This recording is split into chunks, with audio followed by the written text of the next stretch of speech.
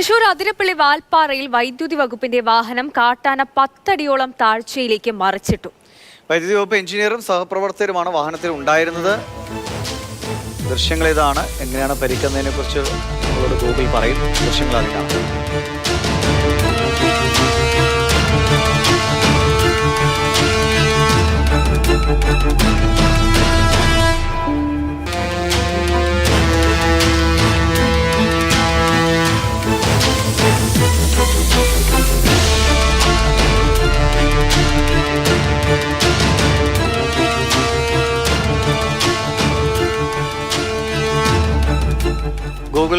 Google ആ വാഹനത്തിൽ മുട്ടുന്നത് വരെയുള്ള ദൃശ്യങ്ങളാണ് ലഭ്യമായതെന്ന് തോന്നുന്നു അല്ലേ? 10 അടി താഴ്ചയിലേക്കൊക്കെ വലിയ താഴമല്ലെങ്കിൽ പോലും പരിക്കുണ്ടോ അവർക്ക്?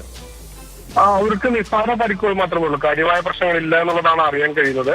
വാൽപ്പാറയിൽ വൈദ്യുതി വകുപ്പ് ജീവനക്കാർ സഞ്ചരിച്ച വാഹനമാണ് ഇത്തരത്തിൽ കാട്ടാന 10 അടിയോളം താഴ്ചയിലേക്ക്, അത് വലിയൊരു പ്രദേശമല്ല എങ്കിലും ആ മേഖലയിലേക്ക് കുത്തി മറിച്ചിട്ടത്. അതിൽ ചെറിയ പരിക്കുകൾ ആണ് ഇവർക്ക് ഏറ്റിട്ടുള്ളത്. ഏതായാലും അത്ഭുതകരമായ ഒരു രക്ഷപ്പെടൽ എന്ന് തന്നെ പറയാം. കാരണം കാട്ടാനയുടെ ആക്രമണം എന്ന് പറയുന്നത് നമുക്കറിയാമല്ലോ, അത്രയും മാത്രം അപകടകരമാണ്. അതിനെ മറ്റു പ്രശ്നങ്ങളൊന്നും ഇല്ലാതെ വാഹനത്തിലുണ്ടായിരുന്ന ഉദ്യോഗസ്ഥർ രക്ഷപ്പെട്ടു എന്നുള്ളതാണ് ഏറ്റവും പ്രധാനപ്പെട്ട കാര്യം. ആനമലയ്ക്ക് സമീപം നവമലയിൽ ഈ ജൂനിയർ വൈദ്യുതി വിഭാഗം എഞ്ചിനീയറായ വിശ്വനാഥനും വൈദ്യുതി വകുപ്പിലെ ജീവനക്കാരും സഞ്ചരിച്ച വാഹനം ഇത്തരത്തിൽ കാട്ടാന ആക്രമിച്ചത്. ഏതായാലും മറ്റു അപകടങ്ങളൊന്നും ഇല്ലാതെ അവർ രക്ഷപ്പെട്ടു.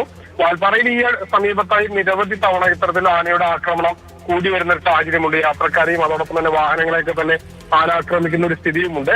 ഇതിലിപ്പോൾ വൈദ്യുതി വകുപ്പിന്റെ വാഹനത്തെയാണ് ആന ആക്രമിച്ചത്. ശരി ശരി ശരി. ഗൂഗിൾ VS ആണ് വിവരങ്ങൾ നൽകിയത്. എന്തായാലും വാഹനം തള്ളി താഴെയിട്ടെങ്കിലും ആളുകൾക്ക് കാര്യമായി പരിക്കില്ല എന്നത് ആശ്വാസകരമായ കാര്യമാണ്.